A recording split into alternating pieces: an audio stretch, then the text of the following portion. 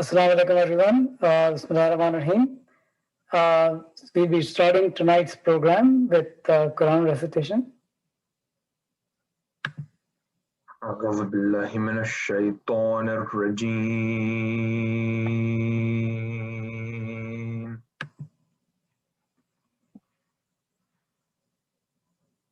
بسم الله الرحمن الرحيم.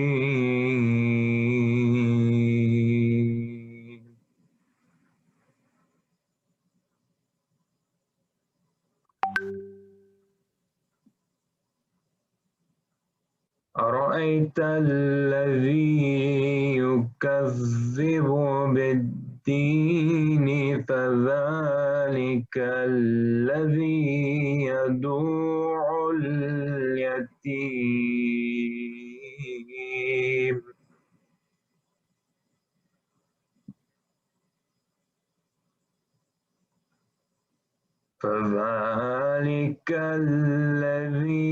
يدعو اليتيم ولا يحض على طعام المسكين.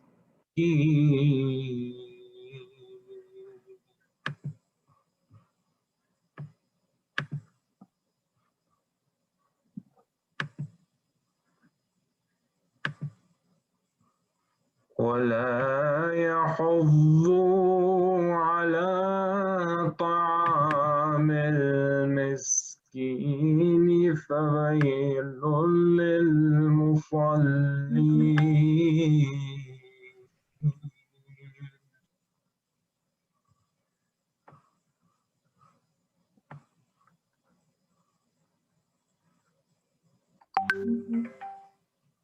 الذين هم عن صلاتهم ساهون.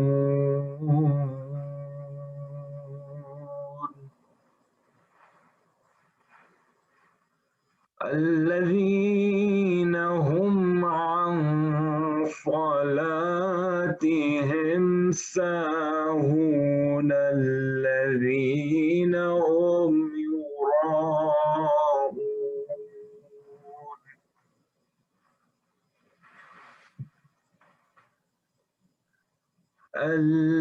الذين هم عن صلاتهم ساهون. الذين هم يراءون.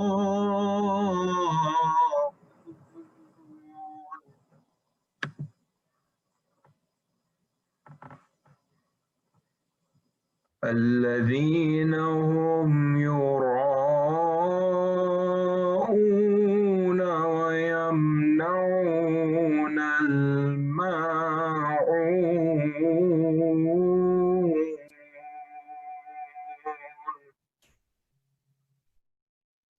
صدق الله العلي العظيم.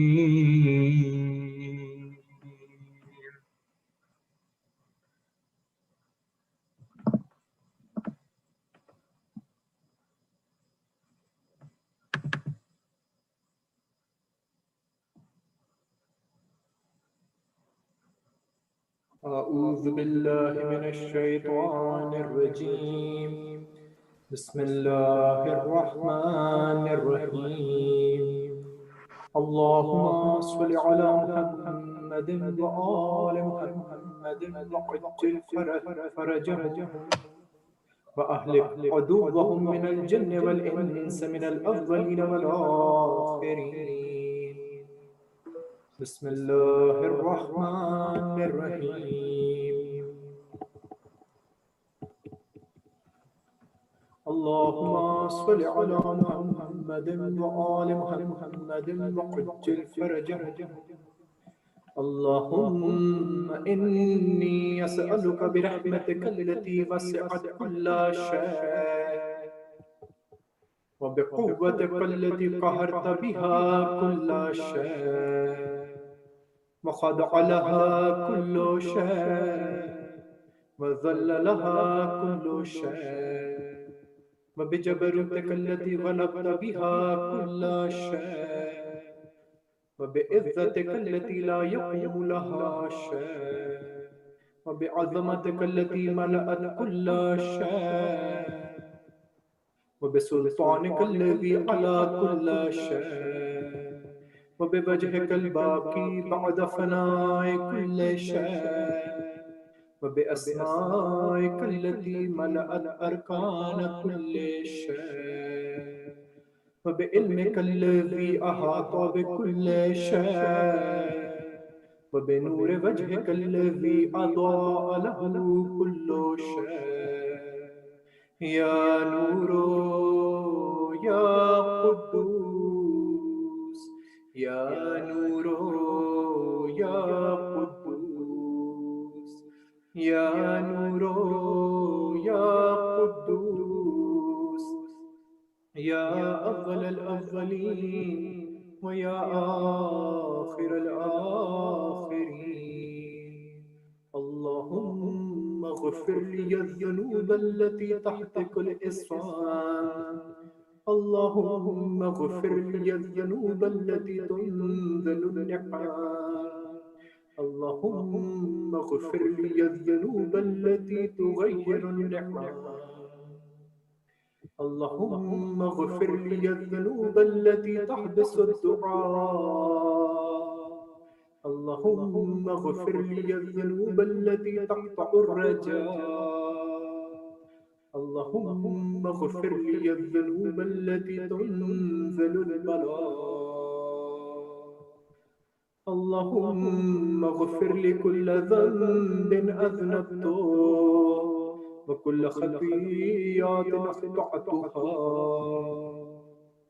اللهم إني أتقرب إليك بالذكر وأستشفع بك إلى نفسي وأسألك بجودك أن تدنيني من قربك وأن توزعني شكرك وأن تلهمني ذكرك اللهم إني أسألك سؤال خادع متذلل خاشع أن تسامحني وترحمني وتجعلني بقسمك راضيا قانعا وفي جميع الأحوال متواضعا اللهم وأسألك سؤال من اشتدت فاقته وأنزل بك عند الشدائد حاجته وأظم فيما عندك رغبته اللهم أظم سلطانك وعلى مكانه وخفي مكرك وظهر أمرك وغلب قهرك وجرت قدرتك ولا يمكن الفرار من حكومتك اللهم لا أجد لذنوبي غافرا ولا لقبائه ساترا ولا لشيء من عملي القبيح بالحسن مبدلا غيره لا إله إلا أنت سبحانك وبحمدك ظلمت نفسي ظلمت نفسي ظلمت نفسي وتجرحت بجهلي وسكنت إلى قديم ذكرك لي ومنك علي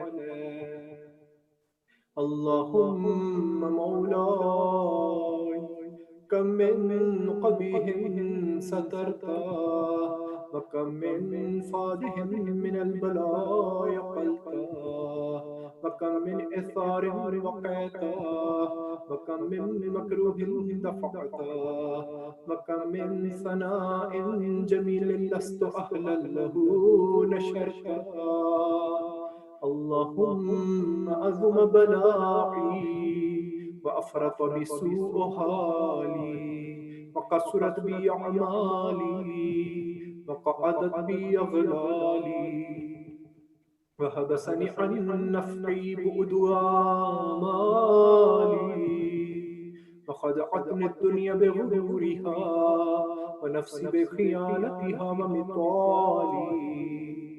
يا سيدي فأسألك بعزتك ألا يحجب عنك دعائي سوء عملي وفعالي، ولا تفضحني بخفي ما اطلعت عليه من سري، ولا تعاجلني بالعقوبة على ما عملته في خلواتي من سوء فعلي وإساءتي ودوام تفريطي وجهالتي وكثرة شهواتي وغفلتي.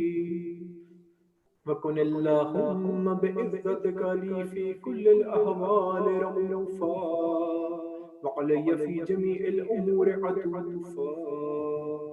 إلهي وربي من لغيرك أسأله كشف ضري والنظر في أمري. إلهي ومولاي جريت علي حكما اتبعت فيه هوى نفسي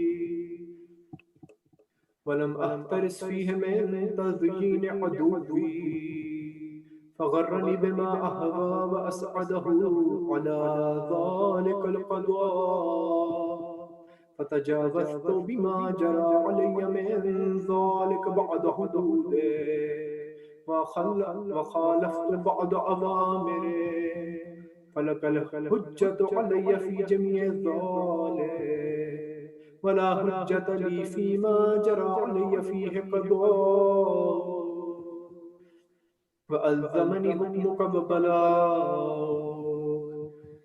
وقد أتيتك يا إلهي بعد تقصيري وإسرافي على نفسي مؤتذرا نادما منكسرا مستقيلا مستغفرا منيبا مقرا مذعنا معترفا لا أجد مفرا مما كان مني ولا مفزعا أتوجه إليه في أمري غير قبولك عذري وإدخالك إياي في سعة من رحمتك.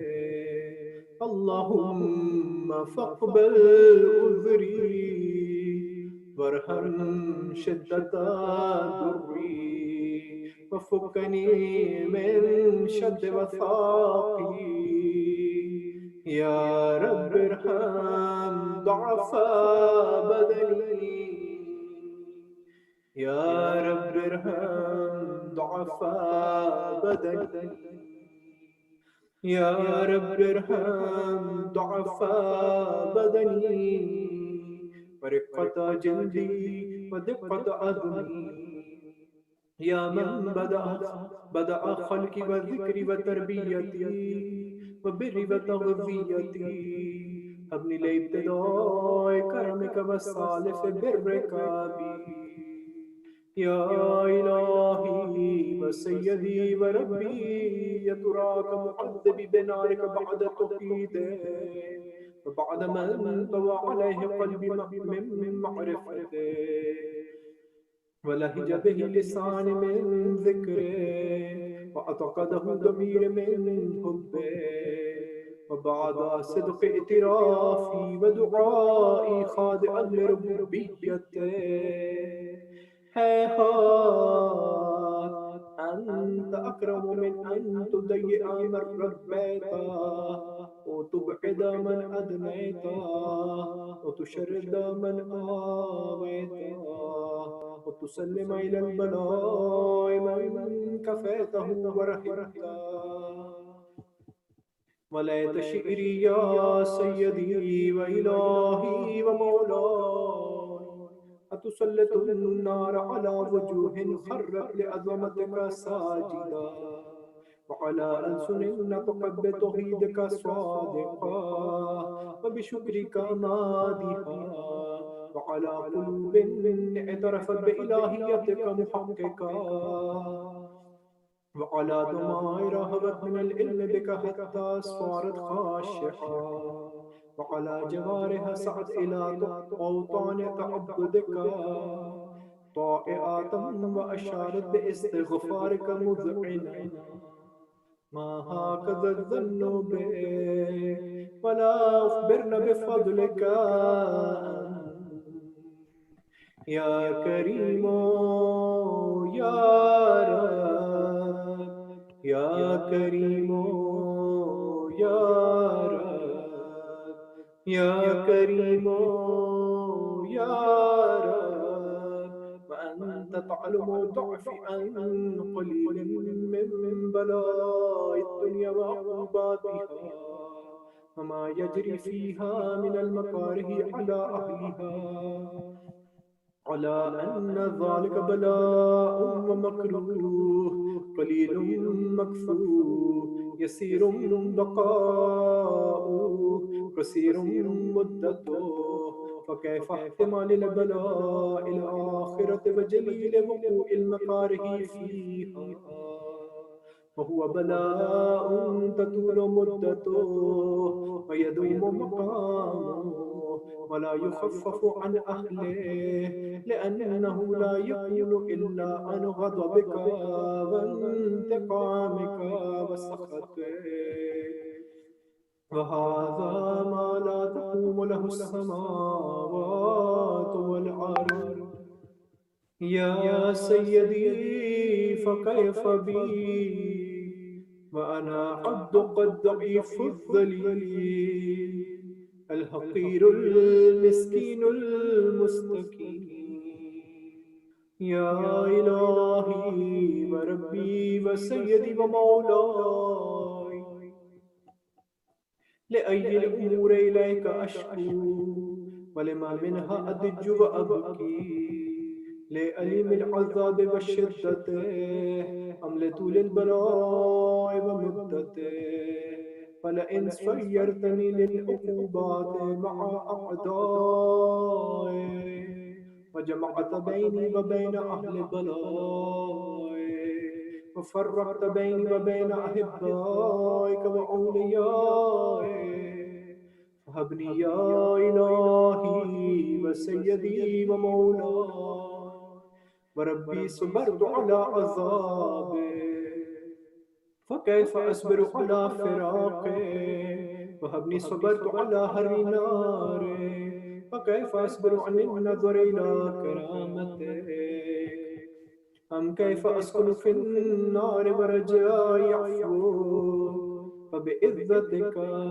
يا سيدي ومولاي أقسم صادقا لئن تركتني ناطقا لأدجن إليك بين أهلها ضجيج الآملين ولا أصرخن إليك صراخ المستصرخين ولا أبكين عليك بكاء الفاقدين ولا أنادينك أين كنت يا ولي المؤمنين يا غاية آمال العارفين يا غياث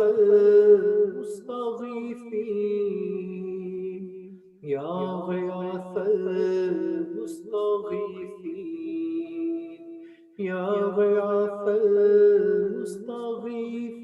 المستغيثين يا حبيب قلوب الصادقين ويا إله العالمين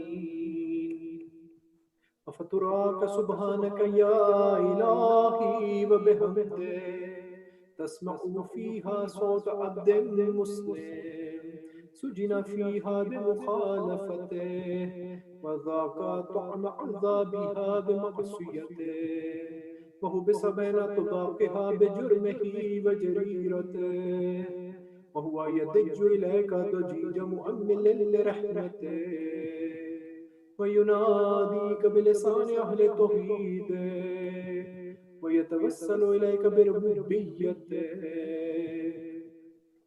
يا مولاي فكيف يبقى في العذاب وهو يرجو ما سلف من حلمه أم كيف تؤلمه النار وهو يعمل فضلك ورحمتك أم كيف يهرقه لهيبها وأنت تسمع صوته وترى مكانا أم كيف يشتمل عليه ضفيرها وأنت تعلم ضعفها أم كيف يتقلقل بين طباقها وأنت تعلم صدقا أم كيف تزجره ذبانيتها وهو يناديك يا رب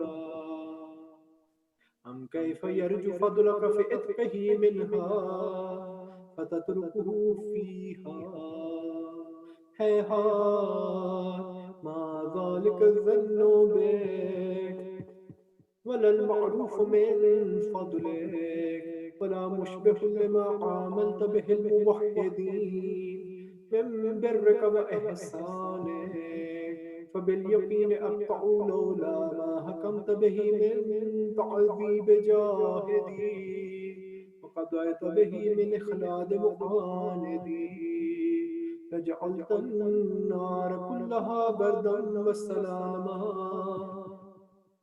وما كان لأحد فيها مقرا ولا مقاما لكنك تقدست أسماؤك أقسم أن تملأها من الكافرين من الجنة والناس أجمعين وأن تخلد فيها المعاندين وأنت جل ثناؤك قلت مبتدعا وتطولت بالإنعام متكرما أفمن كان مؤمنا كمن كان فاسقا لا يستوون إلهي وسيدي فأسألك بالقدرة التي قدرتها وبالقضية التي حتمتها وحكمتها وغلبت من عليه أجريتها أن تهب لي في هذه الليلة وفي هذه الساعة كل جرم أجرمته وكل ذنب أذنبته وكل قبيح أسررته وكل جهل عملته كتمته وأعلنته أخفيته أو أظهرته وكل سيئة أمرت بإثباتها الكرام الكاتبين الذين وكلتهم بحفظ ما يكون مني وجعلتهم شهودا علي مع جوارحي فكنت أنت الرقيب علي من ورائهم والشاهد لما خفي عنهم وبرحمتك أخفيتا وبفضلك سترتا وأن توفر هذ من كل خير تنزل وإحسان تفضلتا وبر تنشر ورزق تبسط وذنب تغفر وخطأ تستر يا ربي يا ربي يا ربي يا ربي يا ربي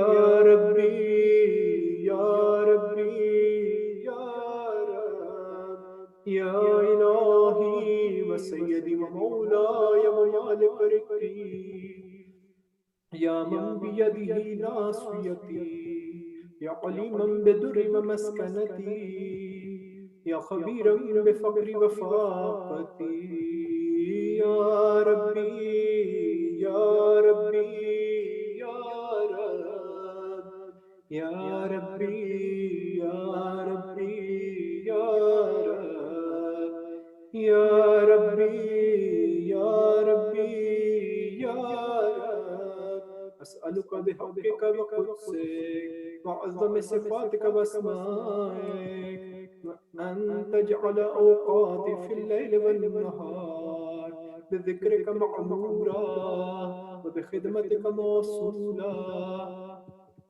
وأعمالي عندك مقبولا حتى تكون أعمالي وأورادي كلها وردا واحدا وحالي في خدمتك سرمدا يا سيدي يا من عليه معولي يا من إليه شكوت أحوالي يا ربي يا ربي يا رب يا ربي يا ربي يا رب يا ربي يا ربي يا رب قوي على خدمتك جوارحي واشدد على العزيمة جوانحي وهب لي الجد في خشيتك والدوام في الاتصال بخدمتك حتى أسرح إليك في ميادين السابقين وأسرع إليك في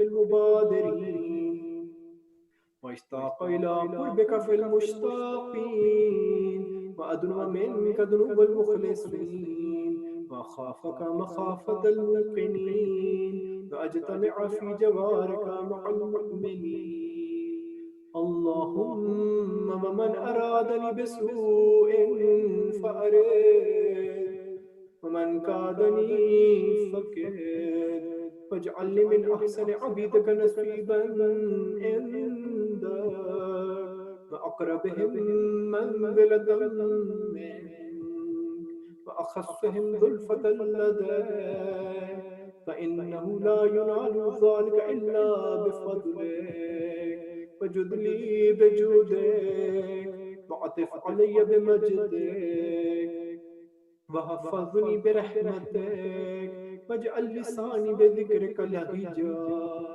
وقلبي بحبك متيما ومن علي بحسن إجابتك فأقلني يسرتي واغفر لي ذلتي فإنك قضيت على عبادك بعبادتك وأمرتهم بدعائك وضمنت لهم الإجابة فإليك يا ربي نصبت وجهي وإليك يا ربي مددت يدي فبعزتك استجب لدعائي وبلغني مناي ولا تقطع من فضلك رجائي واكفني شر الجن والإنس من عدائي يا سريع الرضا يا سريع الرضا يا سريع الرضا اغفر لمن لا يملك إلا الدعاء فإنك فعال لما تشاء يا من اسمه دواء وذكره شفاء وطاعته غنى ارحم من راس ماله الرجاء وسلاحه البكاء يا سابغ النعم يا دافع النقام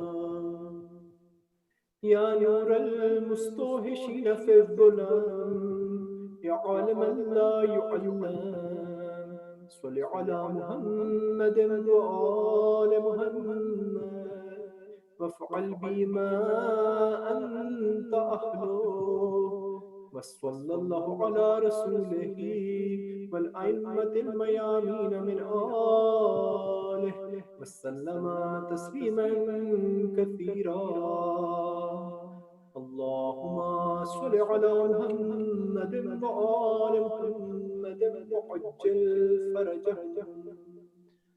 Jazakallah, brother Mesam Raza, for a beautiful recitation of Dua Kumail.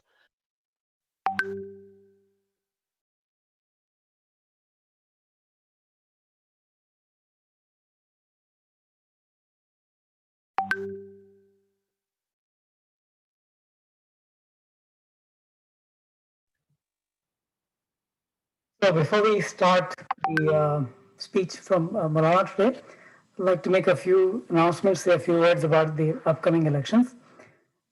Just a reminder that please register all eligible members. I mean, your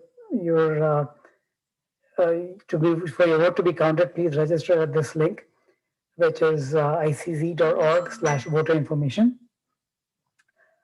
Also, please submit your board nominations as soon as possible to the Election Commission. We have set up a dedicate email for the Election Commission, which is ec2021@iczsa.org. So any questions, nominations should be sent to this email. And finally, some review of dates. So the deadline for candidate nomination is 1:30, which is coming up in 2 weeks. Final candidate list will be decided to 6, and then the final nominees to also to 6, and the election will happen on the 20th of February.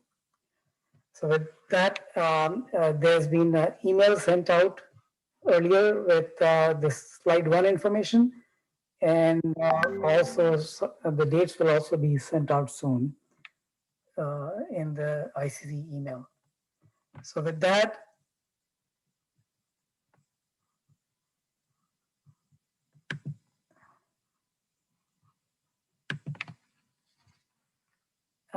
we are waiting for Maulana to join so that we can start this.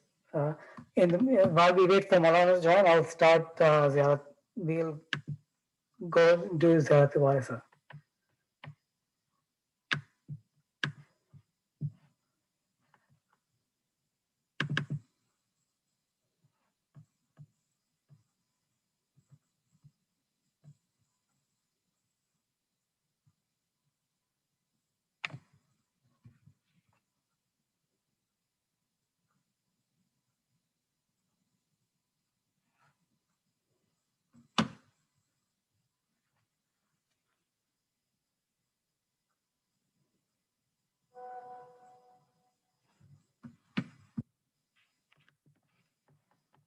اللهم صل على محمد وآل محمد. بسم الله الرحمن الرحيم. صلى الله عليك يا نبي الله. السلام عليك يا رسول الله. السلام عليك يا أمير المؤمنين سيد الوصيين. السلام عليك يا فاطمة الزهراء سيدة نساء العالمين. السلام عليك يا حسن المجتبى ورحمة الله وبركاته. زيارة وارث كربلاء سرور قربة الله. بسم الله الرحمن الرحيم. السلام عليك يا أبا عبد الله. السلام عليك يا ابن رسول الله. السلام عليك ورحمة الله وبركاته. السلام عليك وارث آدم صفة الله. السلام عليك وارث نوح نبي الله.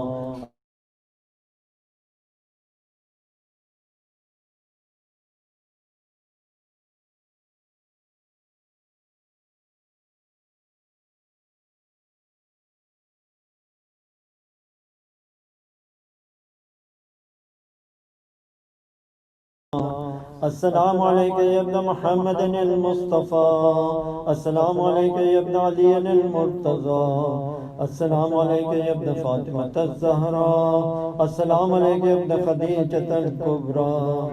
السلام عليك يا صار الله والدساري والوتر الموتور. أشهد أنك قد قمت الصلاة وآتيت الزكاة وأمرت بالمعروف ونهيت عن المنكر وأطعت الله ورسوله حتى أتاك اليقين. فلعن الله أمة قتلتك ولعن الله أمة ظلمتك ولعن الله أمة سمعت بذلك فرضيت به. يا مولاي يا أبا عبد الله أشهد أنك كنت نورا في الأصلاب الشامخة والأرحام المطهرة. لم تنجسك الجاهلية بأنجاسها ولم تلبسك من مدلهمات ثيابها.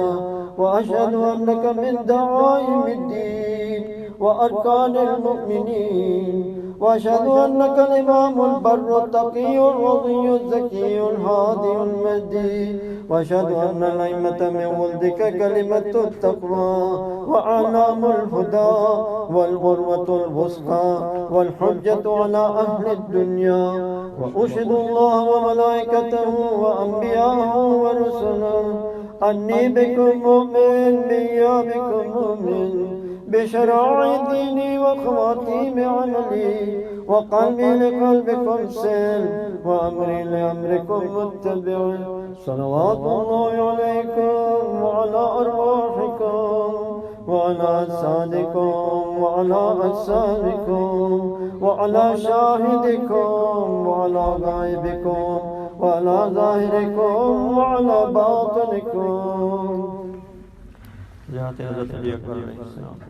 السلام عليك يا ابن رسول الله، السلام عليك يا ابن نبي الله، السلام عليك يا ابن أمير المؤمنين، السلام عليك يا ابن الحسين الشهيد، السلام عليك أيها الشهيد وابن شهيد، السلام عليك أيها المظلوم وابن المظلوم. لعن الله أمة قتلتك ولعن الله أمة ظلمتك ولعن الله أمة سمعت بذلك فرضيت به.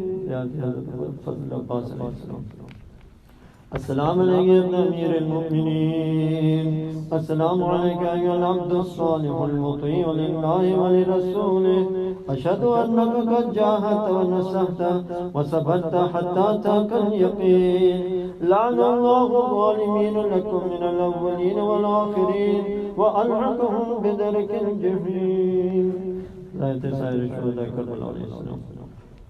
السلام عليكم يا أولياء الله وأحباءه، السلام عليكم يا أصفياء الله وأوداءه، السلام عليكم يا أنصار دين الله، السلام عليكم يا أنصار رسول الله، السلام عليكم يا أنصار أمير المؤمنين، السلام عليكم يا أنصار فاطمة الزهراء سيدة نساء العالمين، السلام عليكم يا أنصار أبي محمد الحسن بن علي الزكي الناصح، السلام عليكم يا أنصار أبي عبد الله بأبي أنتم وأمي طبتم وطابت الأرض التي فيها دفنتم وفزتم فوزا عظيما، فيا ليتني كنت معكم فأفوز معكم. السلام عليك يا أبا عبد الله وعلى الأرواح التي حلت بفنائك، عليك مني سلام الله أبدا ما بقيت وبقي الليل والنهار، ولا جعلنا الله الآخر الأرض مني لزيارتكم. السلام على الحسين وعلى علي بن الحسين وعلى أولاد الحسين وعلى أصحاب الحسين وعلى أخيك الحسين بالفضل العباس وسائر المستشهدين بين يديك ورحمة الله وبركاته. السلام عليك سيدنا مولانا يا صاحب العصر والزمان. الأمان الأمان الأمان العجل يا مولا. السلام عليك يا خليفة الرحمن، السلام عليك يا شريك القرآن، السلام عليك إمامنا وإمام الإنس والجان. سيدي عجل الله تعالى مخرجا وسهل الله تعالى مخرجا وجعلنا من أنصارك وأعوانك ومن المستنشدين بين يديك. والسلام عليكم ورحمة الله وبركاته. اللهم صل على محمد. Thank you. Now I'd like to invite Hujjatul Islam, Maulana Hadi Yassin, to begin his speech. Thank you.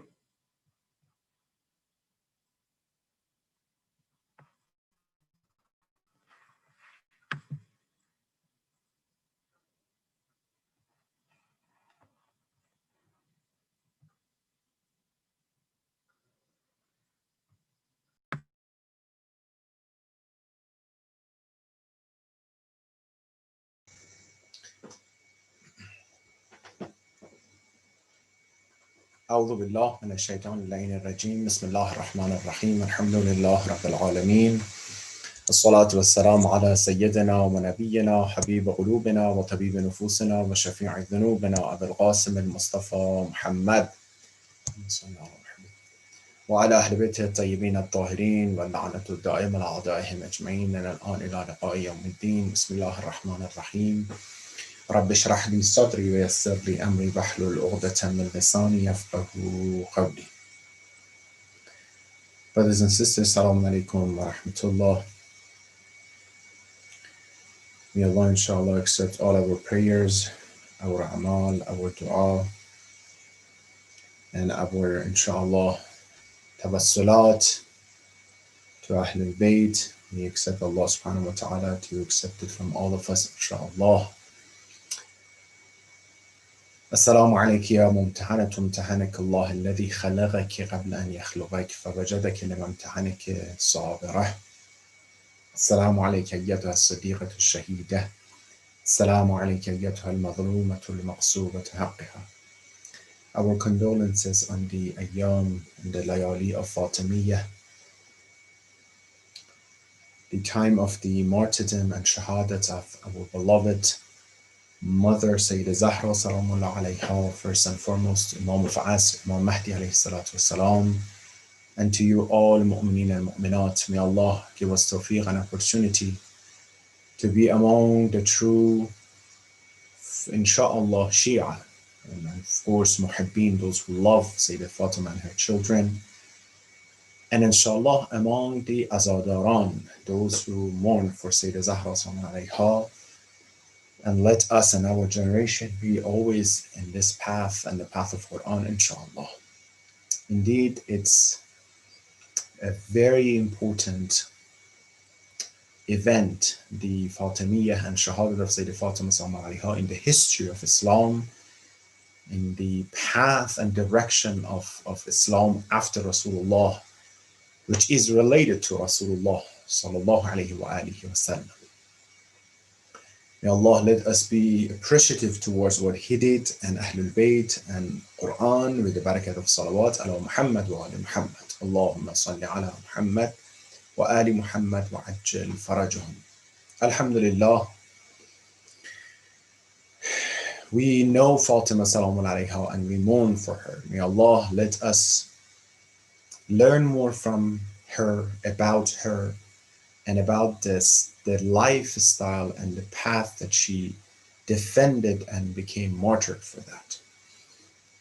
The Fatimiyya is important because it's not just related to a historical event, something happened. No, it's regarding and it's about the belief system and aqa'id of people about Islam. And by Islam, I mean Rasulullah. And by Rasulullah, I mean Quran. And by Quran, I mean Allah subhanahu wa ta'ala, who brought Islam for us. Because everything we're doing is because we believe in the figure of the Prophet of Islam, Muhammad sallallahu alayhi wa sallam. We believe in him being Amin. We believe in him being Sadiq and being trustworthy. We believe in the Quran that he brought is from Allah subhanahu wa ta'ala, and every single word and letter from that is from Allah subhanahu wa ta'ala. And we believe whatever he says, as Quran says, Ati'u Allah wa ati'u Rasul wa ulil amr minkum. You need to follow, Allah, you need to follow Rasul, and you need to follow those who have authority, the same path of Allah and Ahlul Bayt Ma'sumin. So if we believe this is the order of Allah to follow Rasulullah, then all orders should be followed, not some to be followed. Quran says some people, follow Quran biba'd and follow the other. They chose what part of Quran they follow, what part of Quran no, not follow, what part of Islam they follow, what part of Islam they shouldn't follow. Allah says, I'm not going to accept this from people like this, Ja'alul Quran azim. This way, we're not going to accept it from them. You can't say sometimes you follow Rasulullah, sometimes you don't follow Rasulullah. That doesn't work this way. One of the orders of Rasulullah, of course, was what will happen after himself. A wise person such as Rasulullah will not leave the ummah like that. And that's why Fatimiyya is important. If Fatimiyya happened, which happened, then we are going to question then why they didn't follow Rasulullah. We're not going to say why they martyred Sayyidah Zahra. Why we're saying that why they didn't follow Rasulullah, why they didn't follow Quran, why they didn't follow Allah subhanahu wa ta'ala, then this is the discussion of belief, discussion of aqidah. It's not a discussion about, it's not a discussion about what we say it about, a historical event. It's a discussion about what is a discussion about our aqidah, our beliefs. So I have inshallah, I'm going to share, a screen with you and go through some slides together to see that what we actually have here and some of the shubahat, some of the doubts that we see that have been created by mainly Wahhabis about the Shahadat of Sayyidah Fatima Salam alayha and some aspects of that related to that.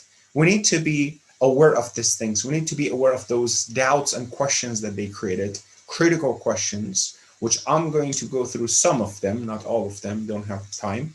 And then I want you, the same style as last week, pause a little bit to see if you can think about the answer of those questions or not. But before I go forward, I would like to say some of the hadiths. Rasulullah Muhammad sallallahu alayhi wa sallam said, Fatimatu bad'atun minni faman aqadhabaha aqadhabani. This is in the book Sahih Bukhari. All the traditions I bring, maybe 99% are from Ahlul Sunnah books in this presentation.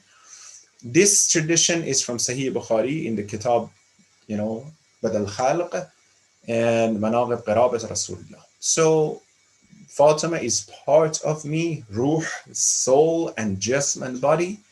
Those who bothers her bothers me. Those who make her upset makes me upset. We're going to need this because later on, when we talk about she was upset with some people, and the books of Ahlul Sunnah, they are saying that she was upset and she, according to them, she died being upset. So she was not satisfied with those people. That shows, this hadith from the books of Ahlul Sunnah, how it will be interpreted by them. About 60 shubahat, 60 questions have been created by Wahhabis, mainly, and others, regarding the martyrdom of Sayyidah Fatima Salam alayha. Why here, why there, we're going to go through some of them. 60 doubts, 60 questions. They just thought, bring some doubts from themselves to, distract people about Fatimiyya. But before I go to the question, some people might ask why we have 2 dates. I've seen, some people ask, we just had a Fatimiyya before, a few weeks ago. So why we have Fatimiyya again? Why do we have Fatimiyya again? And why do we have to commemorate the Shahadat of Sayyidah Fatima Salam alayha again? So this is very clear. We have, when at that time when they were writing the traditions, they sometimes didn't use dots. They were just writing the words and without, or the letters without using dots. The 2 letters, 2 words actually, sab'in or tis'in, 70 or 90. You see how similar they are, right? Exactly, almost the same. So sab'in or tis'in. In the traditions that have been received to us from before to us from Ahlul Bayt, this is not clear. Is it sab'in or tis'in? That part, is it 75 days after the demise of Rasulullah or 95 days after the demise of Rasulullah? You see how similar they are. If you put the dots here, or you put the dot here, you take the dots here, it's going to be sab'in or tis'in. But because it's so important, Fatimiyya, we don't want to miss. So that's why it's both are important for us, and we commemorate to make sure. Something like maybe, this is not purposely, this is in written and report it happens, but something like maybe, night of Qadr, we have 3 nights of Qadr, although that is hikmat of Allah and purposely we're not supposed to know, but we, go through all nights of Qadr to make sure we celebrate all of them and accept all of them. The first shubha, the first question that these people created and arise, it's a very funny question, but it's one of the most important questions and shubha that they ask. They said that houses at that time did not have doors. They didn't have doors. Rather, it was either a curtain or a type of mat or something in front of them. They didn't have a a wooden door or some type of solid door, because Shia are saying that Sayyidah Fatima was martyred behind or was scratched behind the door and the wall. So they're saying that according to our historical, reports or some traditions, the houses at that time did not have a door. So everything you're saying is a lie, because she was not behind the door and the wall. When there's a curtain, what do you mean the curtain? They attack her with the curtain, so it's not possible, so it's a lie. So I'm going to pause a little bit. I want to see what answer do you give to this very nonsense question, but they bring some reports for themselves and this and that. See, how do you want to answer this? When they can't, justify they don't know how to justify, because if that happens and if they confess what they want to say, the Wahhabis, so of course. So rather than curtain or a mat. So when we go through this, we see that this is actually against Quran and against the traditions, not only just Shia traditions, it actually against the traditions we have from Ahlul Sunnah. Surah Nur, I want you to look at it. Surah Nur, ayah 61. It's talking about the relationship between insan and the close ones, the family members. It says, لَيْسَ عَلَى الْأَعْمَى بسم الله الرحمن الرحيم لَيْسَ عَلَى الْأَعْمَى حَرَجٌ وَلَا عَلَى الْأَعْرَجِ حَرَجٌ comes all the way. وَلَا عَلَى أَنفُسِكُمْ أَن تَأْكُلُوا مِنْ بُيُوتِكُمْ أَوْ بُيُوتِ أَبَائِكُم. It says, if when you go to the houses, your own houses or the houses of your fathers, you don't have to ask permission. You can really go eat something over there, right? Open the fridge and eat something. Buyutakum, your own houses, right? The houses of your fathers, your brothers, your sisters. إخوانكم أو بيوت أخواتكم أو بيوت أعمامكم, the houses of your aunts, the houses of your, uncles. أخوالكم بيوت خالاتكم. أو, here's what is here. أو ما ملكتم مفاتحه أو صديقكم. Or the houses, very interesting, the houses, the places that the key of which you have under your control. You have the key of those houses. You can, so when your brother, your friend goes for a trip, right? He says, brother, this is the key of my house. Take care of my house, Islam says when they give you the key, you can go open the fridge and if you want to eat something, because they already gave you the permission. Unless they said, don't open the fridge. Unless they say, somehow that it's not included, the fridge, you shouldn't open it. It specifically is about eating something, right? So unless that. Otherwise, that there's no problem. That the question here, Quran says, أَوْ مَا مَلَكْتُمْ مَفَاتِحَهُ. They give you the key. So I'm asking you, if there's no door, where's the key? Quran is saying the key. If it's a curtain, do the curtain, need a key to be open? That's really not nonsense, right? Quran is saying, Surah Nur, ayah 61, أَوْ مَا مَلَكْتُمْ مَفَاتِحَهُ, right? So it's very clear that there should be a house, there should be a door to have a key. See, they're going to say there's no door, so then because of that, say the Fatima didn't become Shaheed. Oh, why you have to justify it this way? Books, Sahih Muslim and Bukhari, the most important books for Ahlul Sunnah, brothers and sisters, after Quran. The most correct, hadith, books of hadith. In this book, in part of the tradition says, "Wabil abwabi and tuqlaqa laylan." You guys should lock the door of your houses at night. It's a tradition. I'm just bringing this part of that because we don't need the other part. So you need to lock the house. What do you lock? Do you lock the curtain? Do you lock a mat? You need to have a door. And this is the address, Sahih Muslim, with this publication, page, and Hadith 2010. This is one of the most important shubha and question. They're saying that, there's no door, so why you're saying this? Another one. Curtain cannot be locked. in the tradition says companions of Rasulullah, they were knocking the door of the house of Rasulullah by their fingers. فَدَلَّ عَلَى أَنَّهُ لَمْ يَكُنْ لَأَبْوَابِهَا. The doors at that time, they had a big ring. They were still, some of the houses you can see it, even in the United States, as decoration nowadays, has a big ring that they were knocking the door on the door with that type of a big iron ring. It says at that time, the tradition says the companions were knocking with their fingers, with their nails. This is Tariq, is a history. Then it says in this book, this shows that the door of the house of Rasulullah didn't have that type of ring to be called, to be knocked. So if the house didn't have, so you don't knock with your finger on the curtain, you don't knock with your finger on the mat, you knock on at least a wooden door or something like that, right? Kitab al-Bidaya wa al-Nihaya, Ismail, and then Beirut, the hadith and everything, right?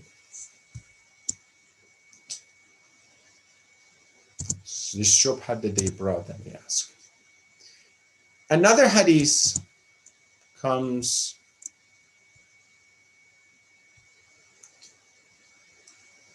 and said that, again from Ahl Sunnah, they said that part of the traditions is the door of the house of the wife of Rasulullah, Aisha, was a double door or a single door? To ask a question.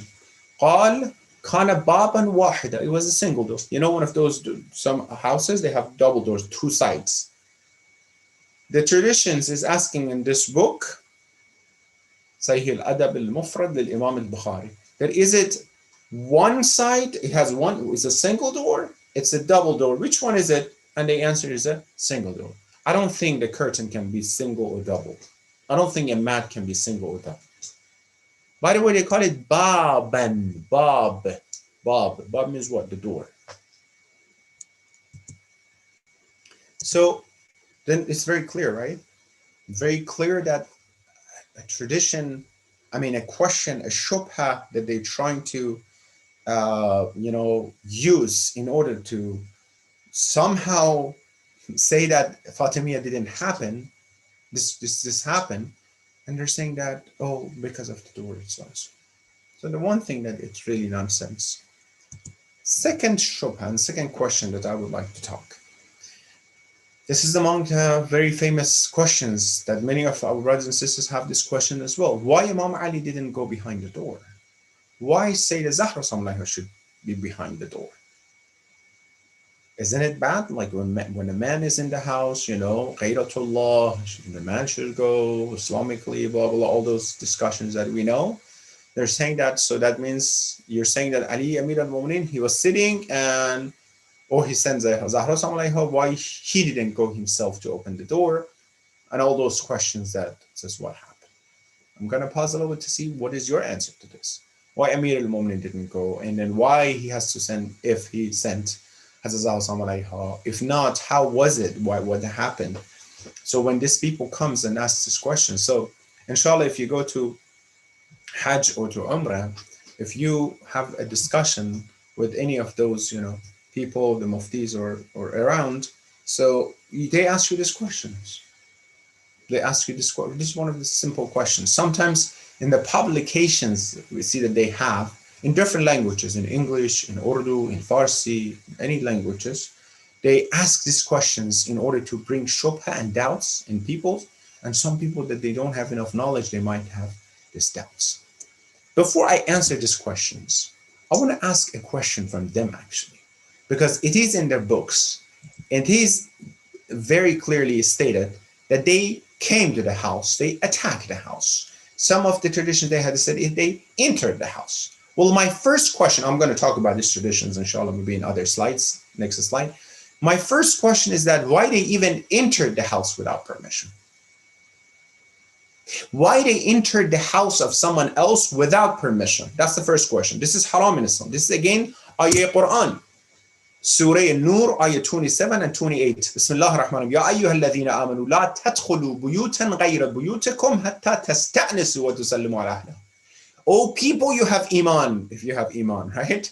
لا تدخلوا بيوتا, do not enter any houses beside your houses except you ask permission to enter and to say salam, to sallim alayha. You enter with peace and peace and salam. This is very clear. This is ayah Quran. I'm going to say they did against Quran, right? Clearly, right? Well, before we say why they did it, why they didn't, why Amir al-Mu'minin went or not, I'm going to ask this question, and I want you to ask this question. Or you believe, do not enter any houses other than your own houses unless you seek permission and greet their, people of the house with salam, with peace. Did they come inside the house of Zahra Samlayha with peace, with salam, or they set that door on fire, and they kicked the door? Is it against Quran or not? If someone does something against Quran, what do you call the person?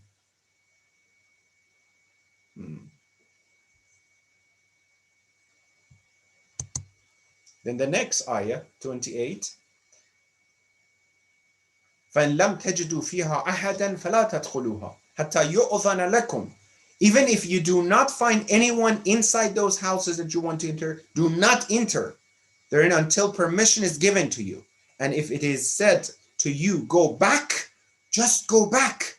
وَإِنْ قِيلَ لَكُمْ ارْجِعُوا فَارْجِعُوا هُوَ أَزْكَى لَكُمْ اللَّهُ مَا تَعْمَلُونَ عَلِيمٌ. And if they tell you, do not enter, go back, you should go back. Just go back. It is more decent for you. And Allah is all aware of what you do. If they told you, don't enter, don't enter. Why you kick the door? Why you bring fire to the door? Is it against Quran? If it's against Quran, is it against Allah subhanahu wa ta'ala and orders of Allah or not? Let me tell you something today. If someone opened the door of your house without your permission and comes in, I'm saying not forcefully, not kicking the door, not breaking the door, if just enter without saying anything or permission, what do? You call the police being broken in. You call it, what are you doing? You don't accept it, let alone kick the door. I'm talking about now. Let alone kick the door, let alone bring the fire and set the door on fire. Honestly, what will happen if someone does this today in someone's house? I'm saying a simple house. I'm saying in the house of someone, I'm saying a criminal's house. They don't let anyone, everybody has a right or something. Even the criminals, right? Today I'm saying.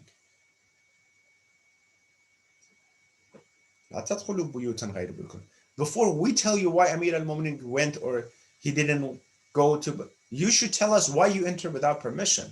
You should tell us, Sayyidah Zahra, she came, she was actually behind the door, we're going to say it, and she said, do not enter this house. And I'm going to bring the traditions from the books of Al-Sunnah. They told him, the guy, that you're going to bring you brought the fire, Zahra is in this house, so what? So be it. Even Zahra is in this house. We're talking, is this just history or is against Quran? Then how can I follow someone who does against Quran?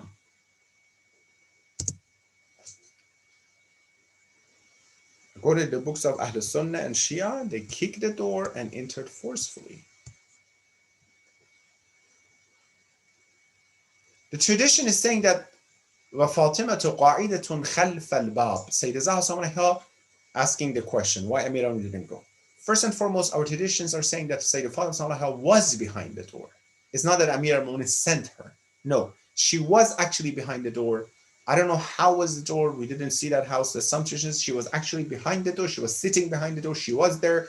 By the way, the attack to the house of Sayyidah Fatima and Amir al-Mu'minin didn't happen once. No, it happened multiple times. First they came and they see what happened, who are in the house, tell them to come out. They didn't come for the bay'ah, and then they attacked multiple times. That happened, and then the last time probably they came, this happened, and they took Amir al-Mu'minin to the masjid with themselves. But Sayyidah Fatima, she was behind the door. That's one answer to this. So then she didn't go. She was already behind the door, right? The second answer here is that same thing happened to Rasulullah Muhammad sallallahu alaihi wasallam, and she asked his wives to open the door. So nothing is wrong with that. In one tradition says she told Aisha to open the door. In one tradition says she told Salama to open the door. In one tradition says he said Sayyidah Khadija to open the door. Just open the door, go. So Rasulullah was in the house. She told them to open the house. Well, for that sake, that means it's okay. I mean, whatever happened, that's okay. Even let's say Amir says you go open the door, right? That's another thing. So before I go here, another tradition, another reason here is this. Sayyidah Fatima, she went behind the door because they respected Sayyidah Fatima more than Amir al-Mu'minin, of course, because they should, because Fatima to bad'atun minni. Fatima is the daughter of Rasulullah, is directly, biologically, right? So they can, so they have to respect her. More than Amir al-Mu'minin, of course, until they attacked the house. And what happened? Sayyidah Fatima came behind the door to talk to them and to tell them that, hey, leave us alone. What are you doing? Why are you doing these things, right? She wanted to use her maqam, her position, to tell them to go away. As the traditions that I'm going to talk about right now in the next slide, maybe, she said that. When she said, and they heard her voice, group of people who came with, some of them, according to Ahl Sunnah book traditions, they left. Group of them, when they heard the voice of Sayyidah Fatima, they felt bad. When they felt, according to them, she, I think, cried or something, they left because they felt bad. Sayyidah Fatima came to use that maqam and position to remind them who she is, so they leave the house. Because already they came, that's not the first time. They already came, they talked to Imam Ali, and Imam Ali says, I'm not going to come for bay'ah, from the books of Al-Sunnah. I'm not going to come for bay'ah. Then the last time that they come, Sayyidah Fatima comes and says, what do you want? It's not the first time. What do you want? Leave us alone? Then that happened. This is another shubha that they want to say, what? So Amir al-Mu'minin would not let that happen to go, and then it's very clear. Along with what we said, why did you enter the house?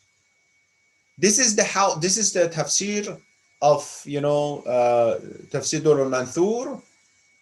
That is one of the most authentic tafsir of Ahlul Sunnah, very, very good tafsir.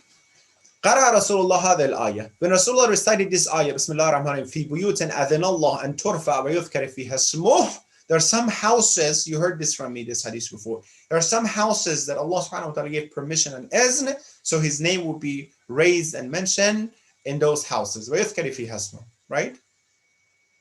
فقال إليه رجل. Someone stood up and asked Rasulullah. What did he ask? أي بيوت هذه يا رسول الله.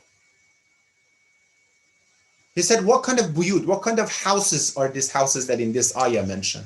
Rasul says, buyut al-anbiya, the houses of anbiya and the prophets. فقام إليه أبو بكر. The first imam, the first khalifa stood up and says, Ya Rasulullah, أهذا البيت منها مشيرا إلى بيت علي. He was referring and pointing to the house of Amir al-Mu'minin, because house of Amir is next to the Rasulullah's masjid, right? It's next to the masjid. The door opens to the house, to the masjid of Rasulullah. He said, is this house one of those houses? أشار مشيرا إلى بيت علي وفاطمة عليهم السلام, right? قال نعم من أفاضلها. Yes, and the best of all these houses. Not the books of tafsir of Shia. Durr al-Manthur, volume 6, page 203.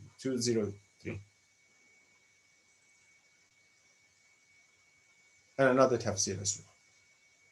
And the house of Fatima and Ali is the best of all the houses of Anbiya. Then why this house that was the best of all houses was attacked? Let's say according to some traditions that they didn't attack, they didn't kick the door. Some of the traditions, they want to say, they want to justify. No, the guy brought the fire, but he didn't do anything. He just threatened.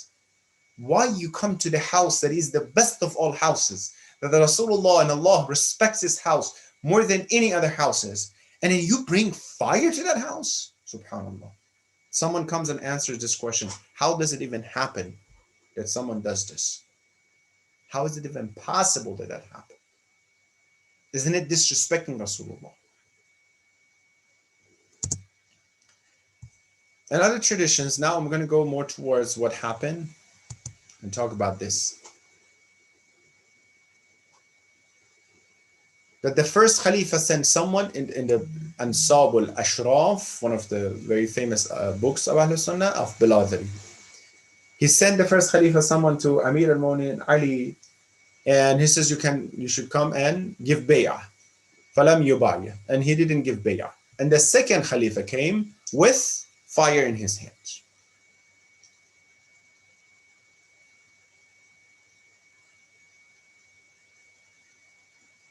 And then he met Fatima Samulayha, and they say that Fatima Samulayha told him, are you going to do this? Are you going to set this house on fire? Qala na'am. Yes, I'm going to do that. And this is exactly what is going to support what your father came for. That means the risalat of your father. I'm going to set this house on fire. It's not book of Shia, right? I'm going to set this on fire to support and to strengthen what your father, فِيمَا جَاءَ بِهِ أَبُوكَ. So for what your father came and brought for us, for the sake of Islam, for the sake of this tradition. So you're going to kill Zahra for the sake of Islam and what her father brought for us. So we just heard Fatima to bad'atun minni. She's part of me. Man adaha adani. The one bothers her bothers me, and the one bothers me bothers Allah. And then you're saying that if that happens, what is going to happen? You're going to support. I don't understand. But it reminds us of what happened in Ashura. That they said, Abshiri bil Jannah. Go kill Hussein. Give a good news that you're going to go to heaven. If you kill Hussein or you be killed, you're going to go to heaven. Sayyid Shabab Ahl Jannah. Hussein, you kill Hussein, you're going to go to Jannah. By the way, we're talking about, again, our discussions are academic discussions. Because it's related to our belief system, right? So we're talking very academically about this, not emotionally about it. The whole story is emotional for us. But we're bringing academic discussions here, and very respectfully, and we want to see what happened really. All these shubahat and stuff like that, is that really correct, what they said? Book, Kitab Al-Imama wa Siyasa Ibn Qutaybah Dinawari, one of the most famous, books and authors. It says I'm going to just say overall what happened. That they said, if you brought the fire, or Abu Hafs, they said, you brought the fire, you're going to set it on fire, but you know that Fatima is in the house. Says, what end? Even if Fatima is in the house, I'm going to do that if they don't come out and give bay'ah. And then here in the second part, said that Sayyidah Fatima Sallallahu with the out loud voice towards the masjid of Rasulullah, he said, Ya Abata, Ya Rasulullah. She started talking to Rasulullah, to the grave of Rasulullah, which is very close to her, right? Look what they did to me. فَلَمَّا سَمَعَ الْقَوْمَ صَوْتَهَا وَبَكَاهَا انصَرَفُوا. Some of the people who came with, according to these traditions of this kitab, this book, some of the people who heard her voice and crying and talking to Rasulullah and complaining to Rasulullah, look what they did after you, 75 days or 95 days after your demise. You told them to take care of us and be nice to us. You told them that, the ajr of Risala is muhabbat dhabil ghurba, love of dhabil ghurba, mawaddat dhabil ghurba. Look what they are doing to us. According to this book, some of the people who came with the guy, they left. That shows why Hazrat Zahra came or was behind the door to talk to them in last attack and last time. Why? Because it affected some people, right? It affected some people that they left. That means she came to do ihtijaj, to prove her point. And that's why some people got upset, at themselves. Why did what we are doing?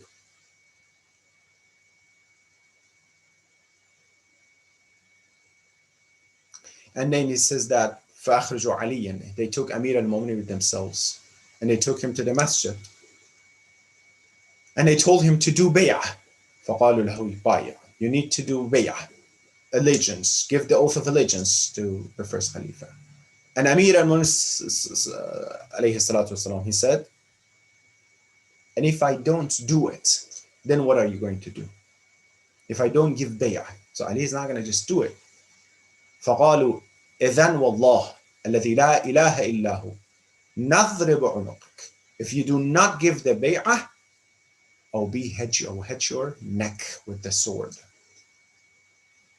Then that's a death. That's threatening death. Amir al-Mu'minin, whatever happens that time. Kitab al-Imama wa Siyasa ibn Qutaybah Din al-Wadi. Not a book belong to us. If you don't give bay'ah, you're the best, you're the first Muslim, be it. You're the cousin of Rasulullah, be it. You're the one of the best Sahabi, be it. You're the husband of Zahra Samayha, the son-in-law of Rasulullah, doesn't matter. We set your house on fire and we'll kill you if you don't do that. The reason I'm bringing this is because someone says, oh, nothing happened. No, everything is good. No, everything was fine. Whatever we say, where's the grave of Sayyidah Fatima? No, it's all lie. There's nothing happened. She was happy. They were happy. Everything is fine. Then where this comes from? It's not in our books. Where these things are coming from? Where is this that Wallah alladhi la ilaha illahu nadhr bi'unuq? I'm going to behead you. Where that comes from? And everything was fine. Where's Khutbah Fadakiyah comes from then? If everything was fine.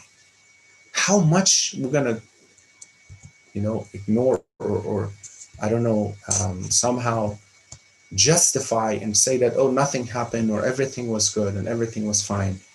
To what extent and to what level we can justify, Again, I just brought some of the traditions, some of the shubahat, some of the aspects to prove this point that what happened at that time and why it happened. Group of people say, just leave it for that time. Whatever happened, it's between them and Allah subhanahu wa ta'ala, and we're responsible for our own time. Yes, that's correct. We're responsible for our own a'mal and our own time. But what path, what direction I'm responsible to act upon? That's the question. Based on what direction, what leadership I'm going to act upon. Let me tell you like this. Imagine in the Na'uzubillah, it's not a good comparison, but let's put it this way. Let's say in a country, there is a actually legal authority that you need to follow them.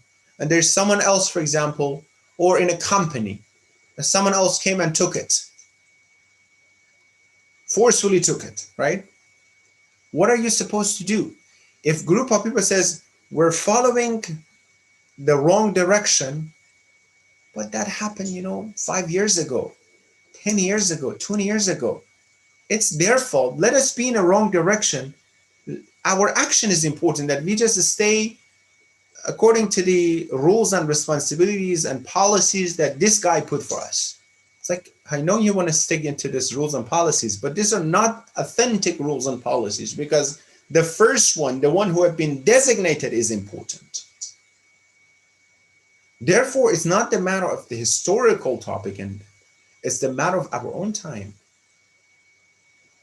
That, who we are following and what we are following and why these things happen. And I was reading one of the ulama, he was saying that he was in, I forgot, another country, not Saudi Arabia. And he had a discussion with one of the Wahhabis, ulama, scholars, and he was talking, and he told them that, so you believe in this book, that in this, tradition, that the maqam of Sayyidah Fatima to Amir, to Rasulullah sallallahu alaihi wasallam. He said, yes, we believe in this. Do you believe that she was upset these things when she, according to you guys, she passed through or something? He said, no, we don't believe in this thing. No, she was very happy and everything was fine. Then he said, I brought the books one after another one. This book and that book from their own book, this book and their book. He says, no. What book is it? He looked at behind the cover and says, oh, this has been published in Lebanon. So I don't agree with this. Bring a book that was published in Saudi Arabia. It says, this is the intisharat. This publication belongs not to Shia, to Ahl Sunnah. And by the way, if they publish these books of Ahl Sunnah, something wrong in it, they will kill them. Anyhow, another hadith, another book, another book, another book. He said, he put his head down and says, I just give me, I'll answer tomorrow. Anyhow, he contacted the authorities and help us. No help came. He says, just don't have this discussion. Yes, we have this traditions in our books, but don't have a discussion. Ibn Abi al-Hadid al-Mu'tazili, in his Shahr Nahj Balagha, in the book, the Sharh and description of Nahj Balagha, Ibn Abi al-Hadid is one of the greatest scholars of Sunnah. That he had the description of Nahj Balagha of Amir al-Mu'minin. He talks over there multiple times about these occasions, about Amir al-Mu'minin, what happened at that time. And he reviewed these things. Do we believe Islam is the last religion or not? Yes. All Muslims, alhamdulillah. Do we believe that Islam was totally, completely, in the best way, protected and safely came to Rasulullah and he gave it to the Ummah? Yes, we believe. Not even changed single letter from the Islam and from Quran. Completely. Do we agree and believe that that level of protection, that Allah, for the sake of the protection of the correct version of Islam, He is actually having a prophet that he is immaculate and ma'soom min al-khata, that he does not do any khata, any mistakes, anything. Do we believe in this or not? Yes. How come that happens, that they leave the ummah without the protection after that? Or how come the divisions happen? We're supposed to follow that authentic Islam. So we're looking for that authentic Islam, whatever is that authentic Islam, to see what Rasulullah told the ummah to be followed after himself.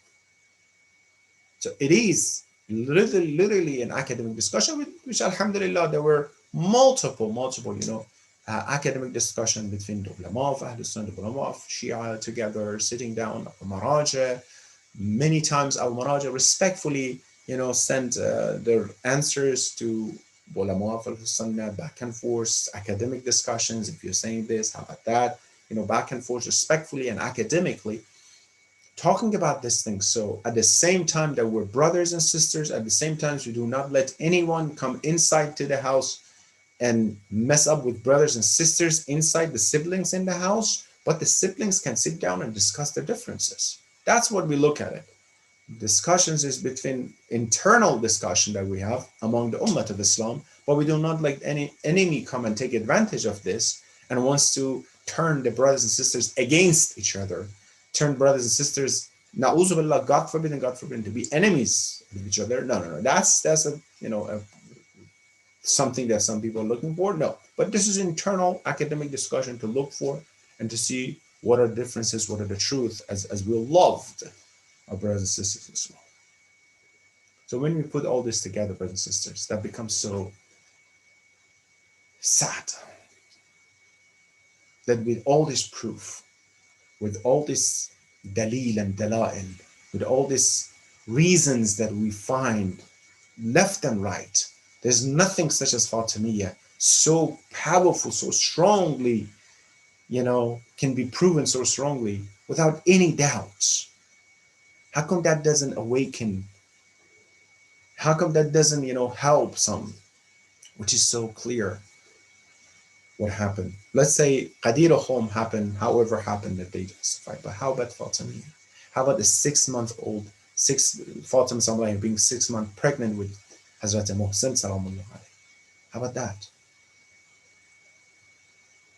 How about respecting the wife of Rasulullah she's pregnant? We respect everyone around. Specifically, we're more careful when it comes to a lady who she is in a condition she's pregnant. Everybody's careful. Be careful, support her. Stand up. She can sit down. Don't be tired. Take care of yourself. 6 months, it's not easy. And how come when they tell you that Zahra is, if you don't want to respect Zahra, if you don't want to respect daughter Rasulullah, just respect a lady, she's pregnant.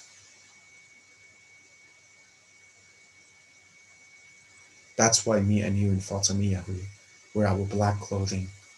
In Fatimiyya, we sit down in sorrow and gham.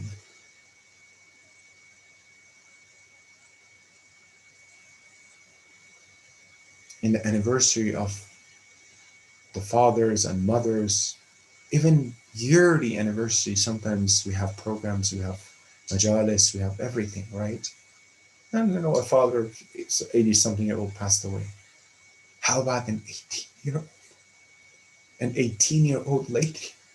Why an 18-year-old should, according to some, die at the age of 18, being healthy, just 75 days or 95 days after the demise of her father? Why? If everything was perfect and clearly and happy, why? Why she has to? Why then the people of Medina should complain to Amir al-Mu'minin? Why Zahra, she's crying so much?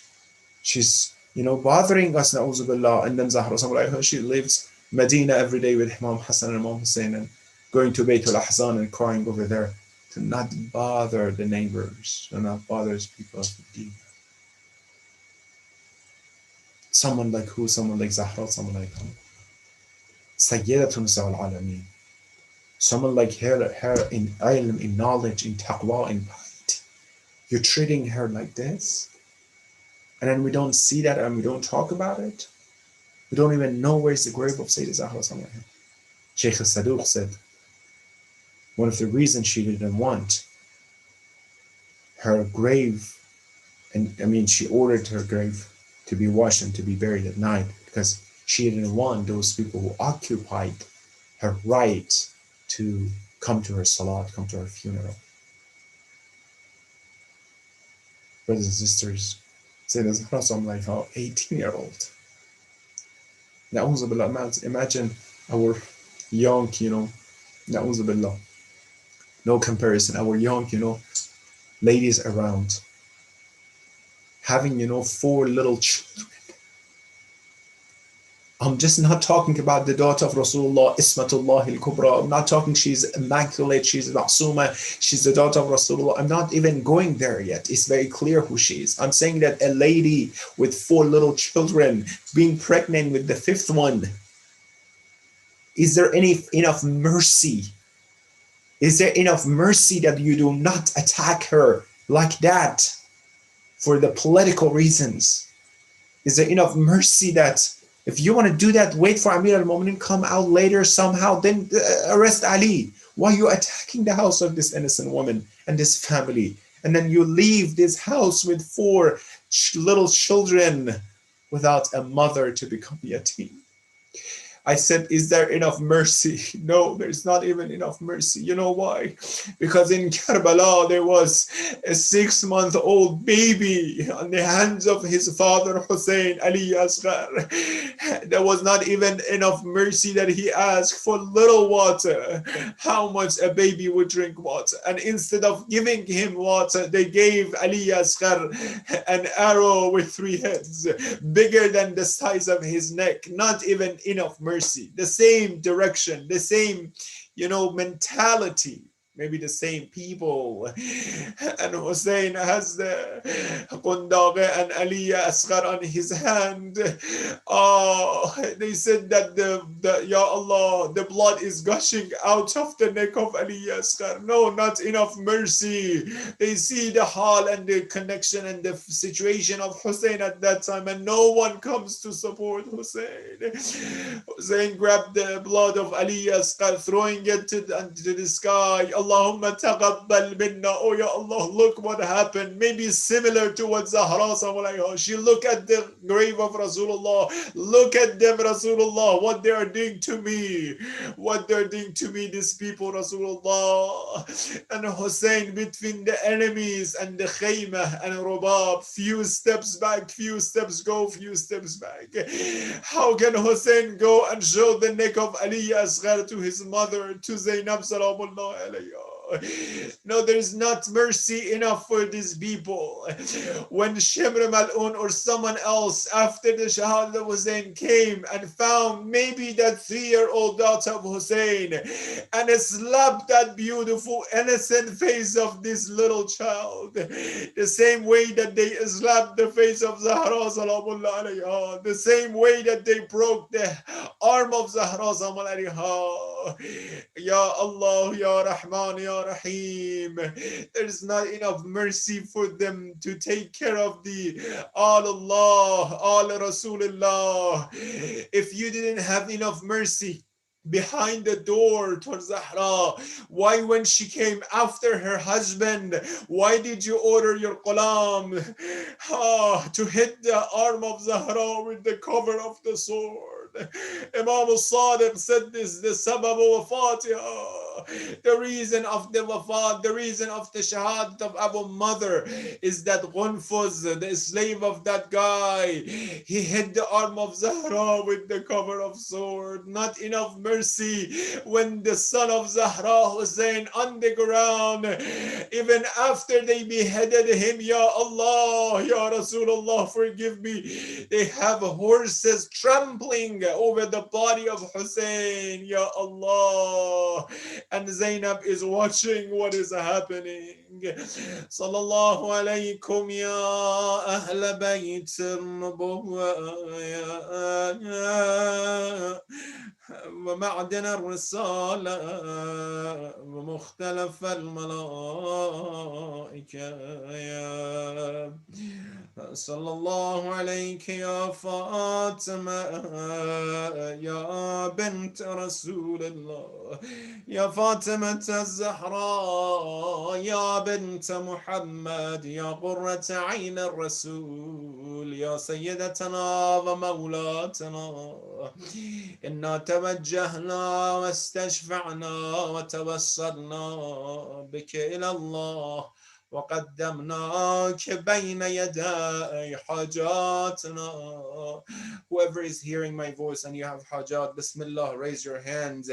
يا وجيحة عند الله اشفعي لنا عند الله يا وجيحة عند الله اشفعي لنا عند الله لا لعنة الله على القوم الظالمين وسيعلم الذين ظلموا أي منقلب ينقلبون. اللهم صل على محمد وعلى محمد وعجل فرجهم.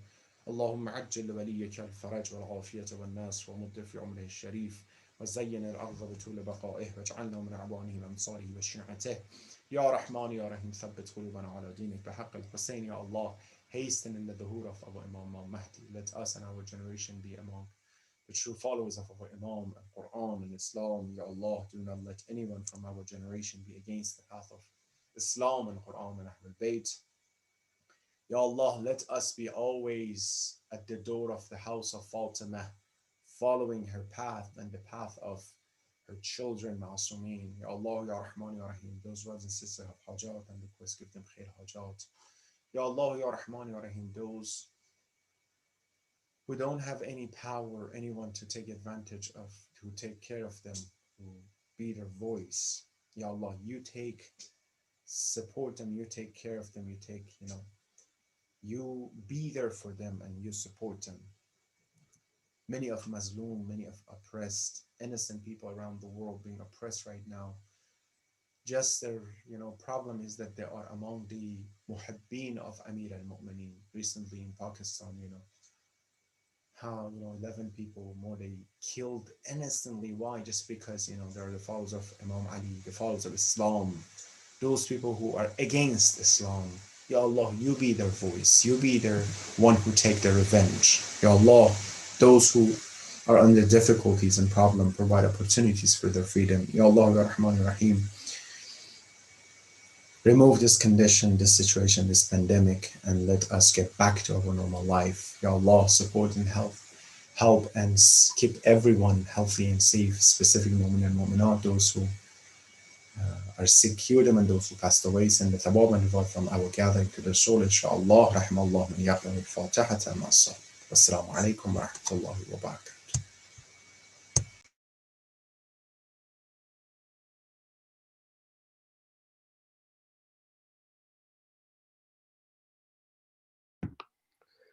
السلام عليك يا رسول الله، السلام عليك يا نبي الله، السلام عليك يا أمير المؤمنين، السلام عليك يا فاطمة الزهراء سيدة نساء العالمين، السلام عليك يا خديجة الكبرى أم المؤمنين، السلام عليك يا أبا محمد الحسن بن علي، السلام عليك يا أبا عبد الله وعلى الأرواح التي حلت بفنائك. عليك مني سلام الله أبدا ما بقيت وبقي الليل والنهار، ولا جعله الله آخر العهد مني لزيارتكم. السلام على الحسين وعلى علي بن الحسين وعلى أولاد الحسين وعلى أصحاب الحسين، خصوصا سيدي ومولاي يا أبا الفضل العباس يا ابن أمير المؤمنين. السلام عليكم ورحمة الله وبركاته. السلام عليكم يا تسعة المعصومين من ذرية الحسين.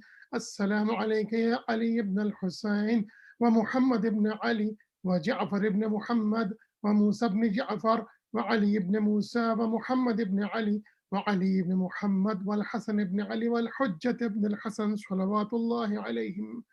السلام عليك يا مولانا يا صاحب الزمان. السلام عليك يا شريك القرآن. السلام عليك يا خليفة الرحمن. السلام عليك يا إمام إنسي والجان. سيدي عجل الله تعالى فرجك وسهل الله تعالى مخرجك وظهورك ورحمة الله وبركاته.